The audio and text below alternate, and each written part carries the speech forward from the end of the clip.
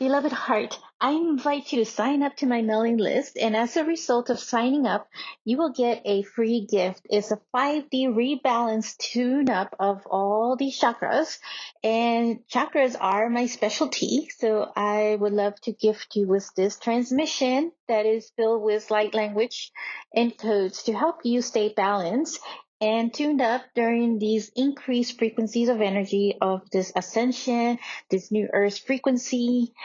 So check out the links in the notes of this show. And I look forward to connecting with you. I am sending you love.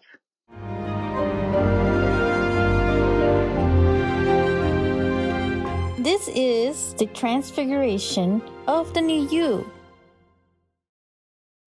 Hello, beloved hearts. Welcome back to another episode. I have a very special guest here with us, Danniel Cullumber. I think I'm saying that right.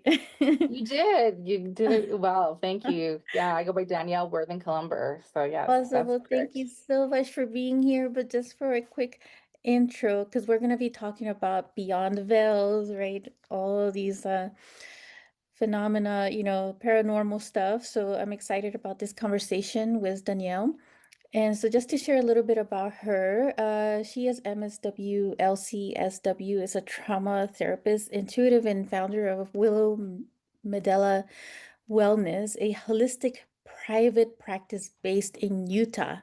With over 20 years of experience in clinical social work, Danniel supports adults navigating complex trauma, grief, and spiritual awakening, including those with intuitive, psychic, or paranormal experiences often dismissed by traditional mental health systems. So, I would love to welcome you to our show. So grateful to have you here, Danielle. Thank you. I appreciate that. Yes, thank you. And so, if you could just, start off by giving us a little bit of your backstory and maybe sharing some more what you do. Oh, absolutely. Well, I used to call myself a closeted psychic medium Mm, because I had gifts, but I was married to a skeptic for 25 years and made it hard to be my whole self, to be honest with you. But I've always followed mental health, and I got into being a paranormal investigator clear back in 2007. And what I had discovered with working with my investigations, writing papers through college, and talking to clients, there was a lot of gifted people that were having trauma just from their gifts and their paranormal experiences.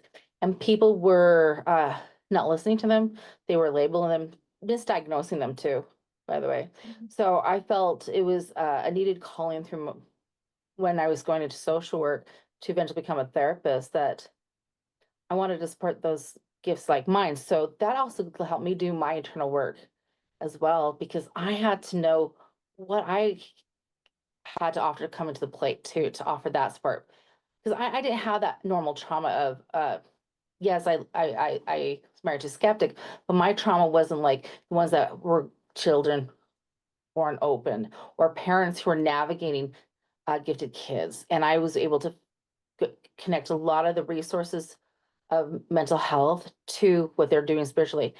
And the crazy thing was, I was also finding that I was also working for helping the paranormal spirits that were stuck or just being mm. around, just that channeling, because well, we cross over, we're still the same people. We still have our same hiccups, but we're not so judgmental, depending on if they've went past the veil or they are stuck on a certain plane close to Earth.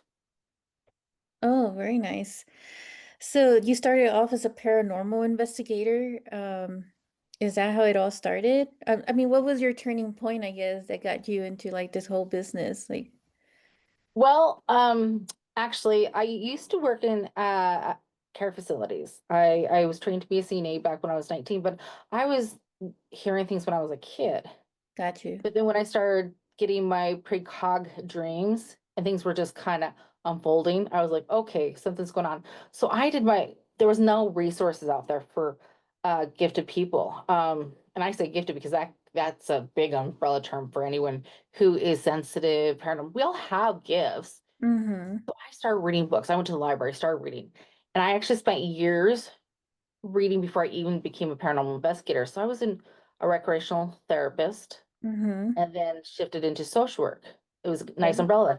And I would have paranormal experiences with past clients and Oh, spirits in the facilities I was working in. And interesting. a lot of them just love to mess with me, like joke with me, because how I looked at it was I treat them with respect.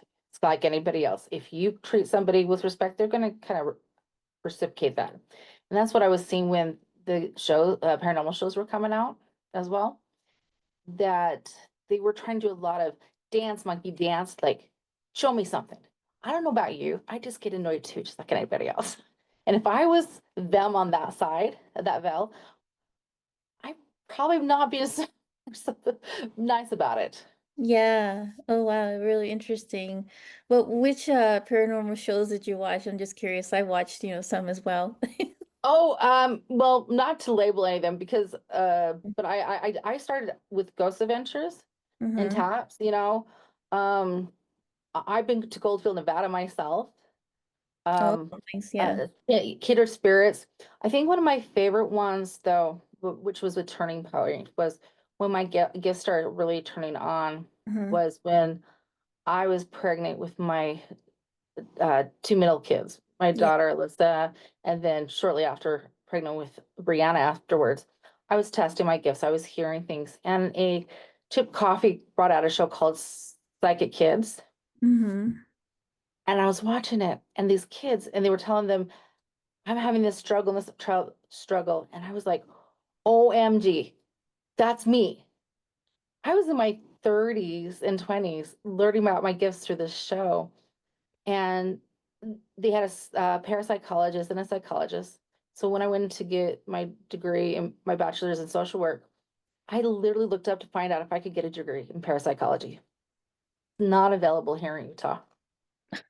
It's not. It's I like, didn't even know there so, was a degree on that in the first well, place. I thought there was, but apparently, because now I'm actually a doctorate student for Yeah. social work at Simmons University. And because I will have a doctorate in social work, I literally can write that curriculum if I wanted to. I literally been told that. Yeah. Oh, So well, yeah, you could start your own school in that. That would be awesome. it's kind of crazy how this is all formed, but yeah, it was just learning through other people's experiences and the observation Mm-hmm. and and learning that communication was the key because even here in Utah, we're in a bubble. I'll be honest with Yeah. you. Yeah. Either people are going to be open or they're just going to be completely shut, just like anywhere else. Yeah, I hear you. Um, So, yeah. Go ahead. Any more? when I was in my bachelor's degree, one of my first classes, I learned about trauma and child welfare. Uh-huh. I told them that I wanted to be a social worker working with the paranormal. And my professor laughed and she goes, "If you stay in this long enough, you'll see plenty of it." I go, "Sounds good." And I was still closeted. I wasn't even telling people I was doing paranormal investigations, but I got they, yeah, and they started finding out that I did ghost investigations. And the next thing I know was people knew who I was without my name. you. So it was kind of like I was very shy. I still had that stigma. I was in the closet with my gifts and then found out that I was actually a very strong psychic medium, more so than I could have. And then years later, I did my own trauma work, finding a groups here out in Utah with other gifted people because I lost four people in my family in a matter of 9 months. And I was like, I can't do this anymore. And I was in the middle of my master's program, and they were telling us do self-care. And I was like, what the hell is that? Because I had lost colleagues after getting my bachelor's degree, and I was just a SSW. That's my license back then. Yeah. And I was hearing them talk to me, but I was like, how do I link this side to this side to help that healing better? And so I started going to cacao ceremonies and Mm-hmm. sound baths and breath work. Now I studied breath work for years, and I was like going, this was good because then I created my own, use it as, I call it a template of coping skills where I call mask or hidden coping skills. Somebody called it masquerading coping skills because you can use the coping skills in front of people and they don't Mm-hmm. know you're using it. But but we're just tuning into our body and letting it do its natural regulating while using some basic stuff that's out there. I just learned how to explain it in a way that complicated it for our brains so we could buy into it. But I found that people were coming more that had gifts because the vibrations is linking. I didn't even have to advertise for it. Yeah, I mean, it's really about the energy and the vibration, right? We're meant to, I guess, be in that alignment through our soul. That's the way I see it. Um, it's like interesting because like so many people, like something you said that so many people right now are like have been, I would say, in a closet hiding their intuition or their psychic ability or mediumship, or they just don't really care to like talk about it. But I'm sure that there's some listening who probably are feeling that, kind of afraid to come out. But I'm curious about something you kind of touched on it, but maybe you could elaborate a little more. It's like, what is it like, reconciling your professional, like that work that professional area as a licensed therapist with your intuitive mediumship gifts? Well, it's very interesting because uh, it kind of falls still under that social work umbrella that I have to do with my licensures with Doppel. Those are the ones that regulate the licensures. But what I found is as long as I'm doing things correctly with my notes and I'm treating the diagnosis within my license in the state of Utah, I can do that because I'm not advertising it just like that. But this Mm-hmm. is the first time I'm actually saying holistic. We're offering more services and they get a choice. It's about the client, not Mm-hmm. about me. It's about their journey, their healing. And if that is part of their inclusive package of what they need, I am more supportive because trauma is trauma. An incident doesn't mean you have PTSD, but we all experience a form of trauma Mm-hmm. and we want to heal and move forward, but sometimes we just need that support. And the one thing that we find with trauma is that sense of lost control and feeling stuck. And the one thing I tell my clients is the one thing I will never do is I'll never ever tell you what to do. I will always ask. And it's Mm-hmm. that permission slip because that's also giving yourself that permission slip to do that healing. And that's also with connecting with yourself with your gifts because many of the ones that hide their gifts are fighting themselves more, just Mm-hmm. like me, because we're out of alignment. When people start helping me heal, they're like, wow, your chakras are all over the place. I'm like, Mm-hmm. because how would I know otherwise? There was Mm-hmm. no one teaching me, no one was supporting me. And Mm-hmm. in the evolution of it, I can say I can do life coaching Mm-hmm. for any clients outside the state of Utah Mm-hmm. or internationally, because then I can do more holistic energy work with them too. Mm-hmm. Yeah, okay. And So that's how I that's can bridge it. Yeah, okay, awesome. Yeah, so that's a key word is the alignment. And so basically what you're saying is doesn't matter, what titles you may hold in the industry, right? It's really about Right. how you blend it and realign it with your own soul, which to me is like the authenticity part of it, because as you said, we all have these gifts inside our intuition, and our other like abilities within. So it's just a matter of like pretty much trust. But what would you say to someone who's really just like still wanting to like stay in that closet and they're like really afraid, to like expose themselves, of these psychic abilities, but they want to do something or make a difference? Start with what they're feeling attuned to work with first. Baby steps end up being bigger steps. Mm-hmm. When I first started, I really actually thought I just had an overactive imagination, and I was like, I'm more correct than wrong most times. And of course, the precog dreams that kept coming true. So I started doing basic things. Well, I'm like going, let's try to see if I can protect what's going to be the next playing card. Mm-hmm. And found out while reading a book that I was holding one of those metal bookmarks. And when I would read about it, it would pendulum swing. I didn't know that there was a thing for pendulums back then. Yeah. I didn't even know about scrying tools except tarot card readings. And now that dates you. This we're looking clear back in 2020, 2002. Mm, And I think it was when I had that dream that came true about the Pentagon being on fire after yeah. 9/11. Right. I was like going, okay, I gotta do something with this. Mm-hmm. I couldn't hide that. So with somebody coming still in the closet, they need to learn not about coming out of the closet, but what parts of them that align for them. Like, do they feel more auditory? Are they more empathic? What do they need to feel more in their skin?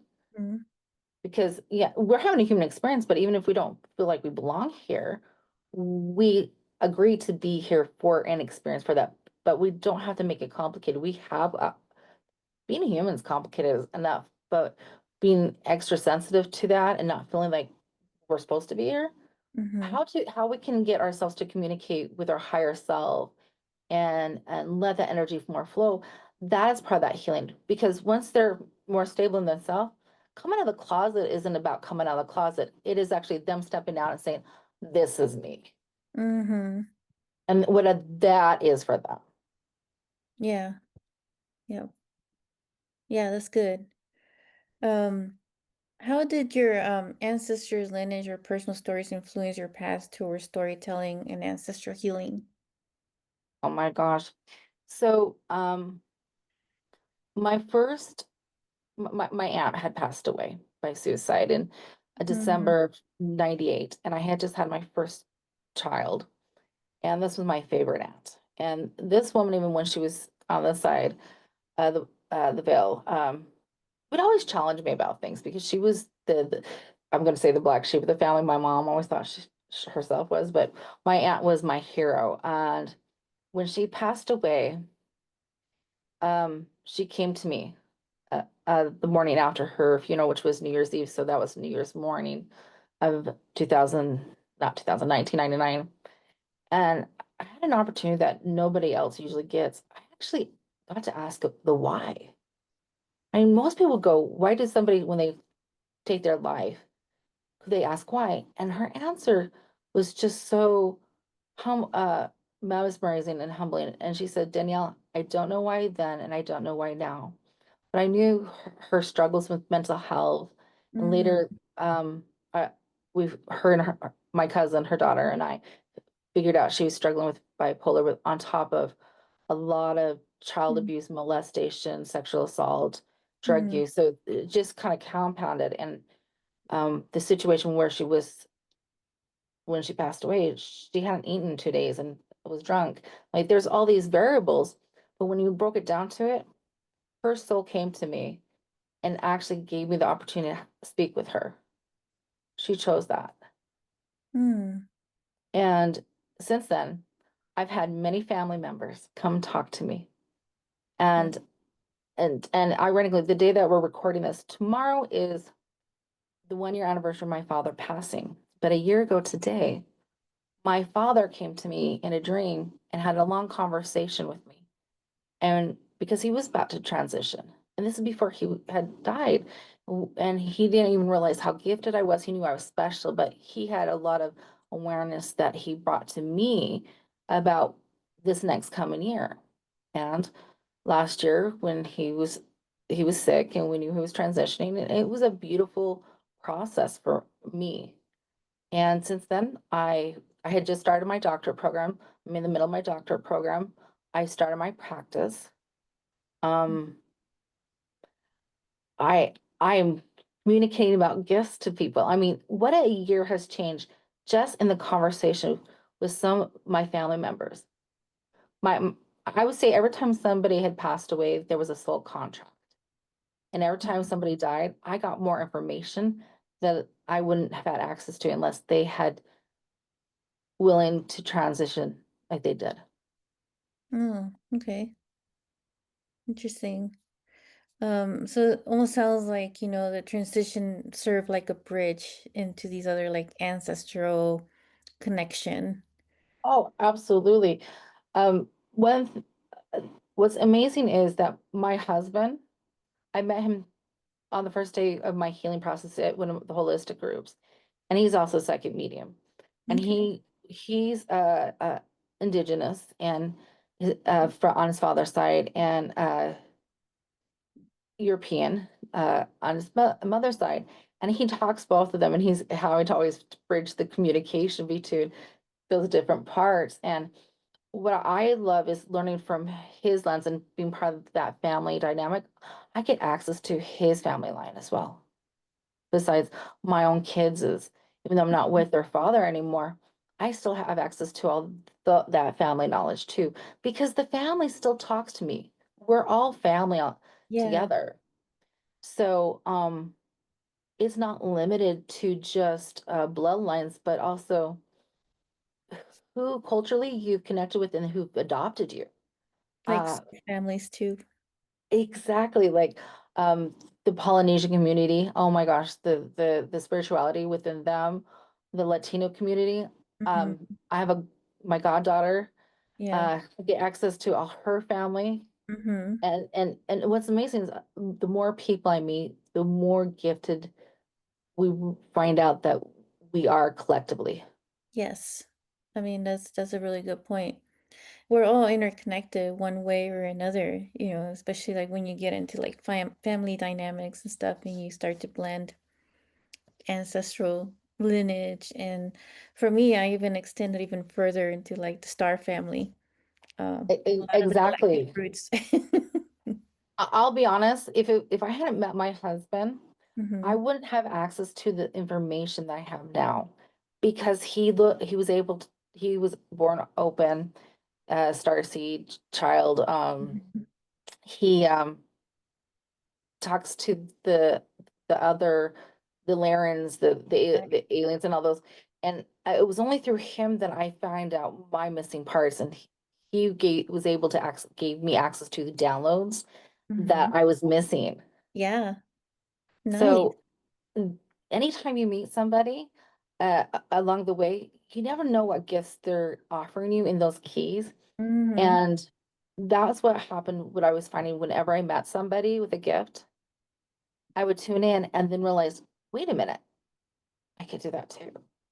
Or Yeah, whoa, I didn't see it that way, because I could access what they're saying or vibrating.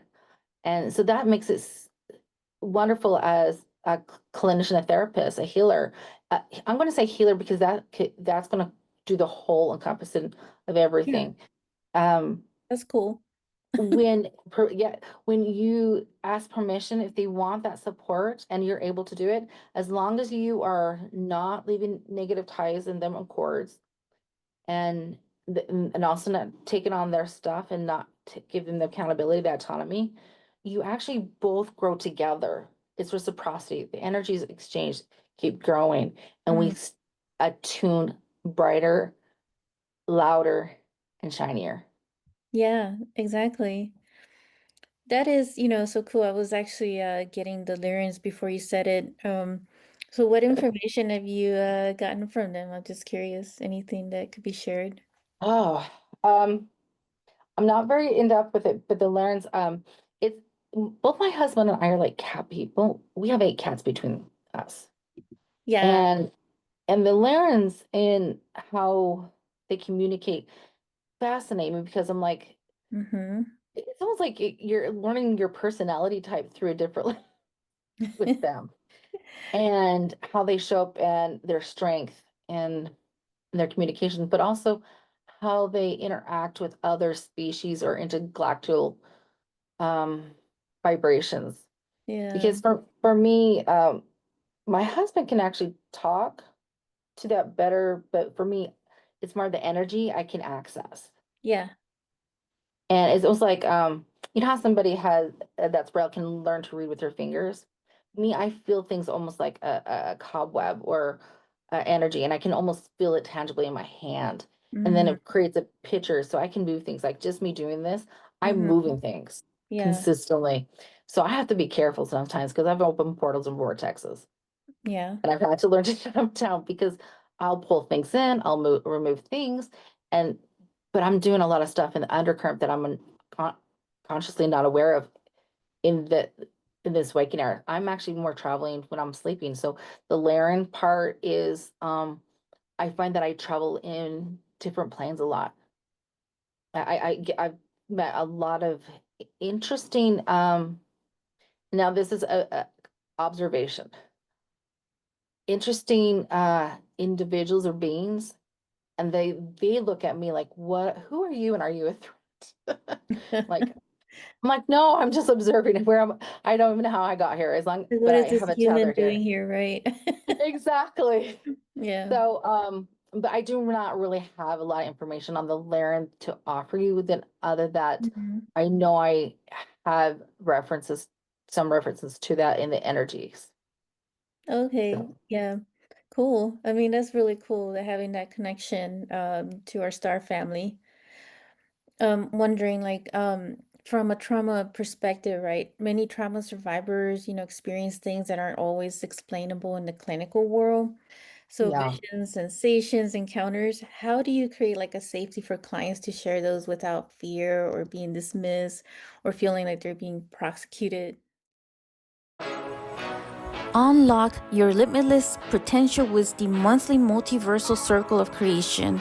This sacred quantum manifestation ritual will awaken your inner power and connect you to the successful versions of yourself across the multiverse. Clear blocks, amplify your creative energy, and set powerful intentions for abundance, love, and possibilities. Activate your galactic aspects, recalibrate your nervous system, and manifest your dreams with cosmic clarity. Available in person and via Zoom. Join us for this transformative experience today. Yeah. Well, first of all, usually when you ever notice that when you meet somebody, you can feel kind of a unique alignment with them. Oh, Usually they've been, so sometimes, sorry, things glitch sometimes with my energies when I'm talking, mm-hmm. when I get high. You ever notice that familiarity when you meet somebody, or Mm-hmm. that's like they kind of show up when they're supposed to? I have clients that have been energetically asking for it, and it will come up naturally. I'll wait for them to bring up a key something, and I Mm-hmm. will actually be able to talk to them about it. Like I'll reframe back to it. And even if they had a previous diagnosis, I always start from where I see them. I'm not going to judge them from anything, because to me, a diagnosis is just a description of a symptom you're having. Does not Mm-hmm. mean that's exactly you. It's kind of like somebody has a cold. It turns out it can be something else, even though it should looks like a cold.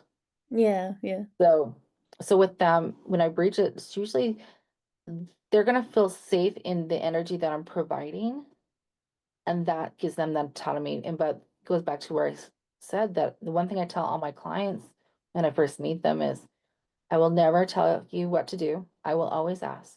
Mm-hmm. Never try to explain it to me to convince me. Just tell me how you see it in your lens.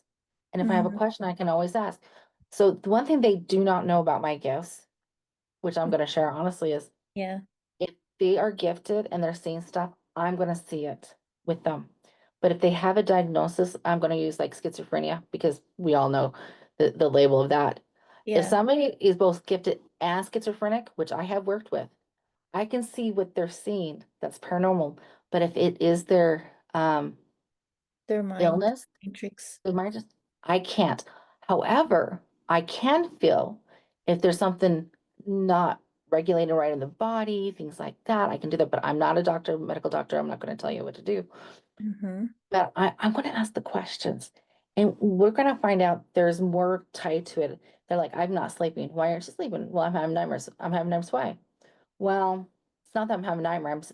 They keep seeing the same vision over and over again. I'm like, okay, let's talk about the dream. And I will simplify it to make it safe for them. And then we'll build on those stepping stones. Mm-hmm. Because I don't know if they're open to hearing it yet, but they're going to feel open enough to tell me what they're experiencing to see if I can at least meet them where they're at. I will hold that space of safety for them to at least have the voice, even if they don't believe what they're experiencing or seeing Mm-hmm. in that situation. That's pretty good ability to be able to see that, wisdom, and be able to figure out like which fine line, to go, which route. Um, Oh, There's been times where I've had their family members poking at me and causing a havoc behind me, and I'd be like, "You guys gotta stop. I'm trying to actually help here. You're not. I don't think know if you're really supposed to be here. Come on." Are they over there like telling you, tell them, this message for us, and do they ever It's, do that like with when you're with your it, clients? it it depends on the individual, because usually I created a energy field, a bubble where we're protected, so we don't have I call them looky loo spirits, where they come in, peek Yeah. in it. Yeah, I try to create a environment where they're feeling safe within that energy field. Mm-hmm. But when I'm hearing it, it's usually about something else, or they had actually been looking for someone to get that communication from them. And Mm-hmm. that's when they start bugging me. And by that time, usually if that's happened, we've already had that discussion that I'm open or something like I believe that they're empaths or something like that, like as it could be. I Mm-hmm. never will diagnose them or label them any of those things. That is their story. That is their narrative. Mm-hmm. But there's times that their family members will give me exactly something to bring out, and then all of a sudden it just Interesting. everything something will switch the switch in them, and they actually get to have that voice, that side of them that they've been protecting in their healing process. Nice. So you're almost like it's like a therapist medium. You're heard of the medical medium, uh, Anthony Yes, I Williams. have. Yeah. So, anyways, you just reminded me of a therapist medium in a way. Well, in a way, I am, but I Mhm. cannot. It's not one of those things I can advertise like out there unless I have like some credibility, kind of thing. Like we know the What Hollywood is media, it? but they're going there for a certain reason. Mhm. Well, I want it to be available to anybody Mhm. who will they have gifts versus not. That's why I call myself a holistic trauma Got therapist. you. Yeah. But my best friends call me the metaphysical social worker because I'm working in the metaphysical world, Nice. Yeah. balancing it. Which is rare to find, these days. So it's something that I feel is more needed, and maybe in the future it's going to be more of that. You know, as things are really opening up more, people are starting Yeah. to wake up a little more consciously, I would say. Oh, absolutely. And that's one of the things I had been tuning into was when I say spirit, that could be anything where the information comes. So when I say spirit, I'm not pigeonholing anything. So when spirits kind of nudges me, I remember when I was in a bath, just kind of just doing my meditation, and they said, "Your doctor." I'm like, "No, do it." Okay. And I start texting, and the first school that pops up is Simmons University. Simmons University is the oldest social work college out there, but it was also the first women's college connected to Harvard. I'm Mhm. like, you want me to apply to an elite school? Are you serious? Because they didn't have a doctorate in social work, they had a PhD. And I Yeah. did not want to do academia. I didn't want to do just research. I Mhm. wanted to do also the clinical part. Well, it became available. I just had to wait for the alignment. And I got in, and I'm halfway through that process. And because Okay. I'm doing the doctorate, I have now started having that voice with other mental health people and the social works, my colleagues, Mhm. by making the conversation easier for so we love Harry Potter. We say the muggles and stuff. We let the muggles be able to be more open. My favorite movie reference, yes. I love that. So fitting. So from your experience, how can intuition serve as both a compass and a balm for those navigating these like complex traumas? So when you say bulb, it's almost like that salve you're talking about. Yeah. Yeah. Okay. Well, first thing is with trauma is knowing that it's not your fault. It was outside your control. Okay. We had that internal dialogue that we're to blame Mm-hmm. for what happened, and or the choice that led us down that to that moment. That wasn't it. However, you may have assigned to it before you came down here for the life lessons around it. So how to be able to reframe that thinking is both that, because we get to reframe that thinking, that also helps our energy, which helps our intuition. Mm-hmm. Because for me, I may be gifted, but I'm also a trauma survivor. I'm a victim of a crime. Um, when 2019 happened, my brother died of suicide. It was one of the four family members. So a year later, on the anniversary, and I had talked to my brother. I'm fine. I knew it was kind of like a car accident. It was just one of those things. Mm-hmm. And so I wasn't mad at him. It's just part of Mm-hmm. those things. But I kept doing some self-care, doing flexology place, and I kept getting a ping. I call it the ping, where you can get a sonar thing, but it doesn't tell you what it is. You know something's coming, but you can't tell it good or bad. Mm-hmm. And on the anniversary of my brother's passing, I went to get a massage, and I was sexually assaulted. And I had to use my gifts to keep me safe and also know what to do. And I was still traumatized. I had just graduated with my master's. I was about to be a therapist, and I was going to be a therapist to pay clients that had trauma. Mm-hmm. And I know I'm just got through a trauma experience. So all I knew was I kept hearing from my spirits, especially my grandmother had passed away. It goes, "We got you. Go to sleep. We got this taken care of."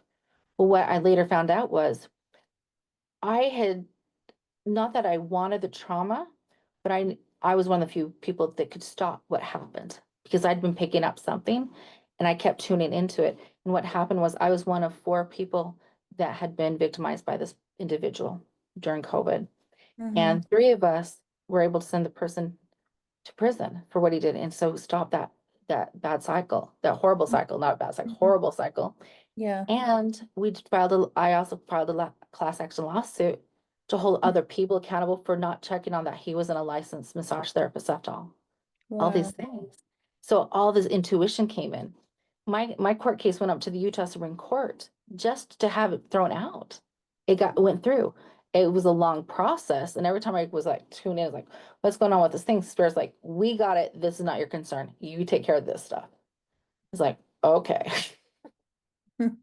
So one of the things about learning about trusting is you're still a human. You're going to still have those human responses of, am I doing it right? Am I doing it wrong?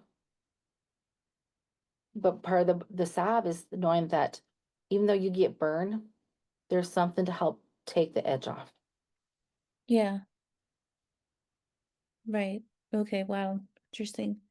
Um, I know that was a lot right there. Sorry. yeah, so I mean that brings me up topic right about mental health, where you're saying like how do we keep ourselves balanced, just say in our mental well-being and health, because I feel like these days though there's just so much trauma that's resurfacing, but also being shown as well, and a lot of chaos, right? And it's a bit overwhelming. So I feel like there's too much information being thrown around. So what is one thing that maybe that you tell, some of your clients and how to keep your mental well-being, especially those who are, empathetic and are sensitive like you and I are, um, since, we're here with the listeners listening because we can give them some kind of advice or something. Yeah, it's the simplest thing is, you remember how I mentioned the self-care part? Mm-hmm. Find out what your self-care is. And the one thing I do differently than most clinicians is I talk about maintenance. So the maintenance of self-care, because we only want to use a coping skill or get help when we don't feel good. But the problem is we have the tools, but we forget how to use them, because this is where the medical knowledge comes in, where we're pulled out of the executive function and pulled into our fight, flight, or freeze. We call it the reptile brain. We're just on autopilot, the Mm-hmm. response of it. And our nervous system gets saturated. And one thing I've known with gifts is the more you're disaligned and regulated, you're not going to get the truest message, and you're Mm-hmm. still going to be pulsating on meeting that. a huge emotional need. So if you can go back to keeping it basic, do your self-care, even if it's just try to make sure you go to bed at a certain routine, making sure you have enough water, or at least get that walk in, ground yourself, sit with Chris.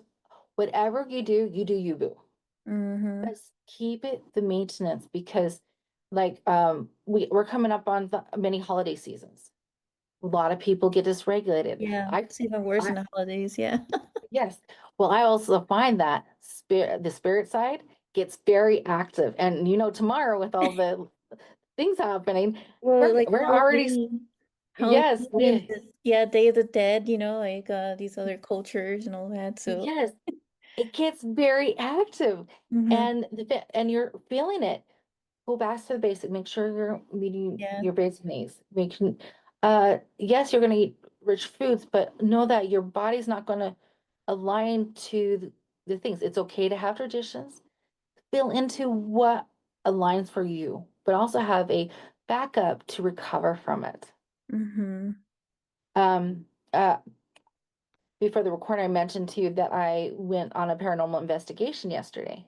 It Mm-hmm. was a very light one, but because I'm so sensitive and I was scanning a lot of energies, my body still has to detox from any energy that may have tried to take from me or tried Mm-hmm. to share with me. My Yeah. body doesn't need what is not mine. And only once, and also asking your energy selves, because we outsource, we do this naturally. Empaths do this all the time. They don't mean to. Um, Ask for your energy come back, but with positive. Fill ourselves back up because we give so many of our pieces out.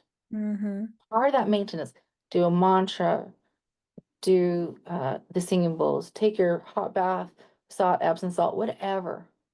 But make sure you're doing it not because you feel you have to, but because you want to. Yes, exactly.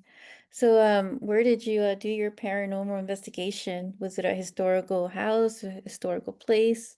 Actually, it was funny because I went on investigation. It was a former colleague of mine. She'd known a couple years back that I did paranormal investigations. She reached out with me, and her fiance happened to be in administration at a elementary school here in Salt Lake, and it's a very old school. And because of safety, uh, that's one of the things I talk about is we have to be respectful to property and things like that. And he just happened to say, I have access to this very old school. And because we're with them and we know who would be there, we're like, okay, let's go check it out. We didn't have to disrupt anything. We were legally there. Um, and yeah, it was historical. And we ended up getting our best evidence on the old part of the school from the original school where how to explain it is the newer school was built in 1976 and still had energy, but the original school was built in 1898 Oh, and it's wow. now the playground. And it was Mm, not even the old spirits that we were picking up. We were actually picking up because uh, a drug overdose and a fight that went bad. And that's who came through the pod. So it was like, oh, and so you have different layers. So it's yeah. for me, it's fun because I love the history.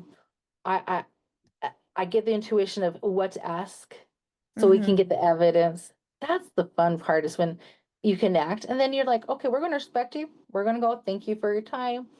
We're not going to bug you to move on as long as you're not hurting yourself or others. That's what I tell other people too as well. You do you, boo. And not to be punny with the boo with the ghost. Yeah, yeah, Just I got you. I was thinking of the ghost, the boo. yeah, I was like, oh, I should clarify on that one. Right, I got it, but I understand there's a boo that is said as well. But what do you see as a deeper purpose of paranormal or spiritual experiences in the healing journey? Oh, Monica, it's about being able to have a voice to the sacred of it all. Mm-hmm. I mean, part of the problem with mental health, and I'm not trying to bash on mental health, but the medical model in itself is they want to make it black and white. There's all these gray areas. and being able to have that part, an authentic part of themselves. If you uh, talk to your Viking ancestors, to your voodoo hoodoo parts of you, because a lot of us are not just one line, we're multiple flavors of different people from our Yeah. lineages. Right. Uh, Make it authentic to your spirituality. Find out what resonates with yourself, and that actually helps your mental health, because then you're not fighting that narrative that you are broken, you're not enough, no one can understand you or handle you. The truth is, those are the narratives you're telling yourself, that's how you see yourself. Mm-hmm. So being able to bridge that gap in the paranormal is saying, hey, these things I'm experiencing, these things are real. These things are real to me. So that's my narrative. That's my story. I'm not going to dismiss it. That's empowerment, Mm-hmm. and that's healing. And Wow. that brings you into your own strength. Yeah. Well said. Thank you. So, I'm curious about something. Do you feel like the veils are getting thinner? And if so, like how can Yeah. that, be like a big healing for the collective, or how can people use that to their benefit, in other words?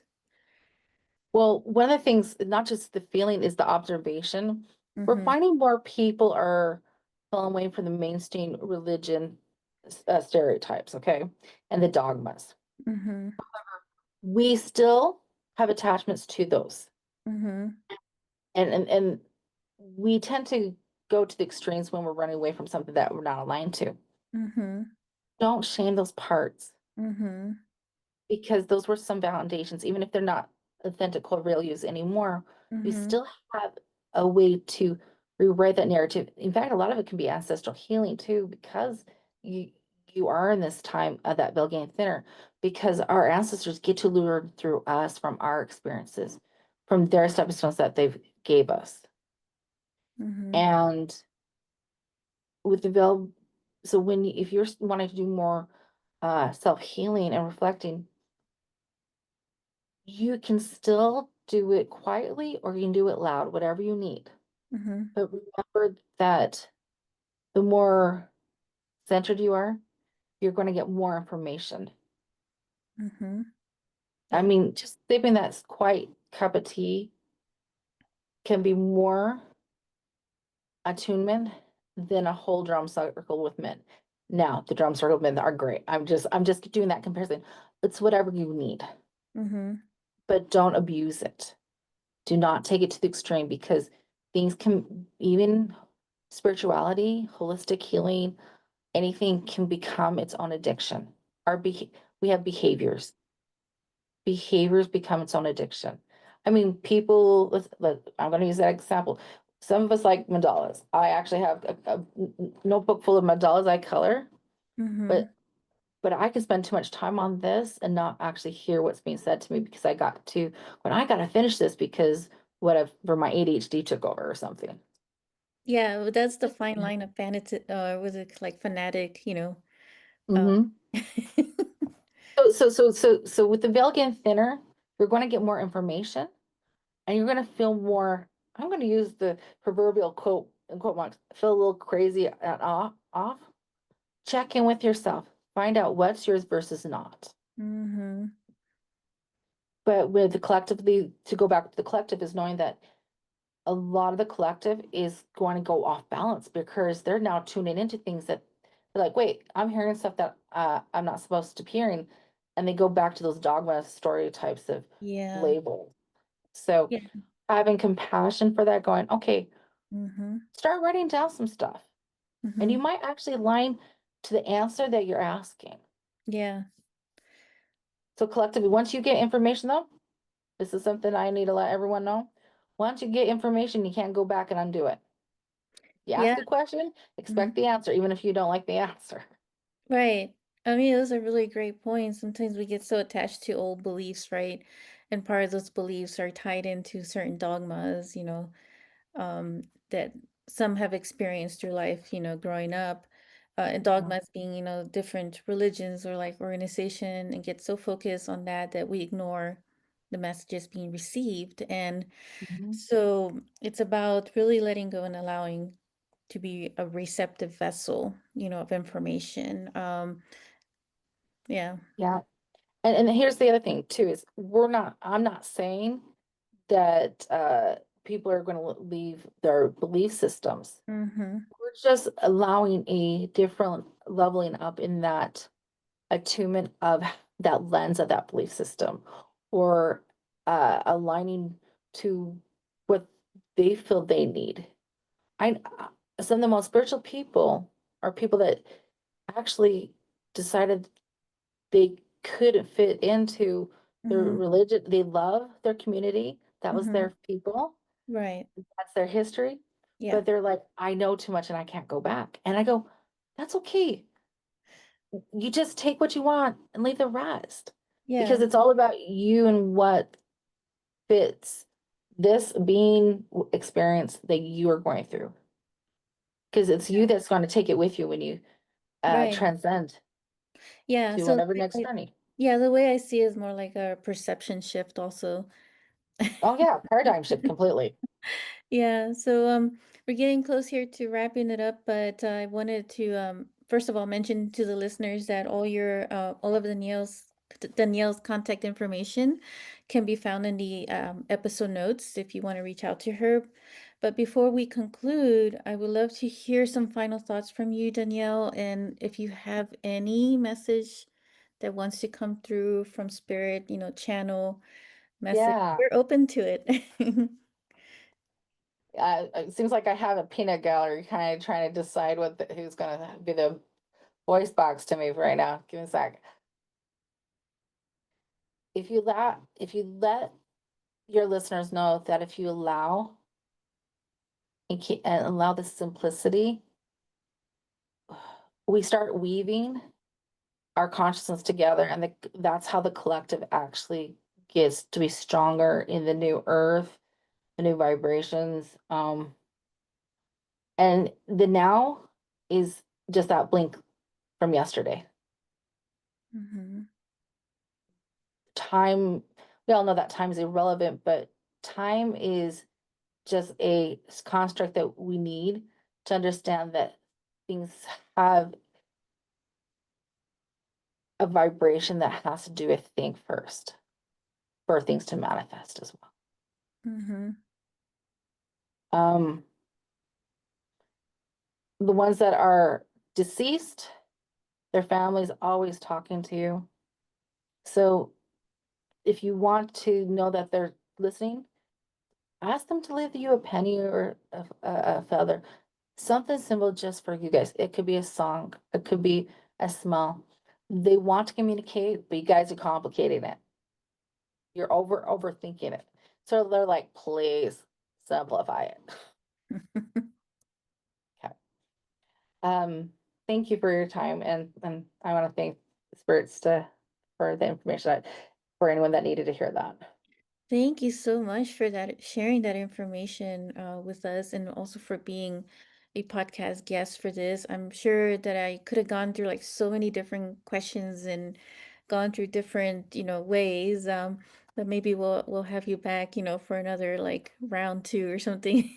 That'd be fun. That'd be of, great. Thank of you. conversation, different topics. This was very valuable, very helpful. And I really hope that it was for the listeners as well. So I want to thank the listeners as well for being here and listening to this. Would love to hear feedback as well, from these messages. So thank you so Yes. much, Danielle. Thank you for having me. Thank you so much. If you enjoyed this episode, make sure to click like, save, and share with others so they can also experience what you just experienced. And stay tuned for some more high vibe episodes. And I'll be connecting with you in the next quantum field. Sending you so much love.